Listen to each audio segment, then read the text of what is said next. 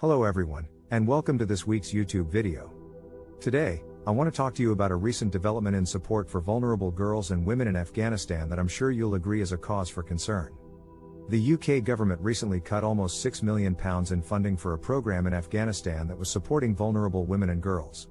Save the Children, the charity that was set to benefit from the funding, was expecting £7 million from the government. Instead, it was only granted a little over £1 million, almost a third of the original amount. The program that Save the Children had set up was providing classes for women and girls in the country, offering them a lifeline from the risk of early marriage, violence and other forms of exploitation. It was also providing access to essential basic services, such as healthcare and education, services that have been receiving a sustained reduction in UK governmental support over the past few years. Gwen Hines, the CEO of Save the Children UK, spoke out against the decision.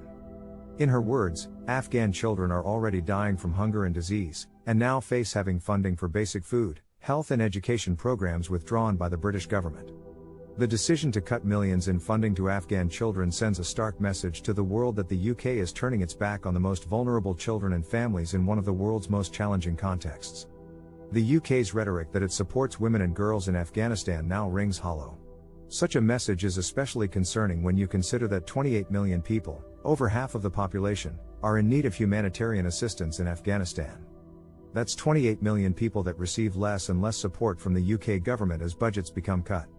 The decision to cut funds from an already struggling program has gone against the launch of the government's new Global Women and Girls Strategy, which promised to put women and girls at the heart of FCDO's work. When the Taliban issued a decree that banned Afghan women from working for NGOs back in 2019, Save the Children had to suspend operations, as well as a number of other organizations. Although the charity has been able to resume operations, due to assurances received from authorities that female staff would be safe, it is still in a very vulnerable position. As a result of the government's actions, Save the Children are now scrambling to find additional funds to continue their vital work.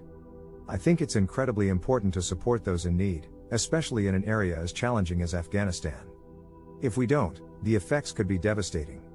We should all be doing what we can to support this cause, and what the UK government should be doing is leading the way. We need to hear from the UK government and understand exactly what is going on here. What can we do as a country to support those in need? Thanks for watching and have a great day.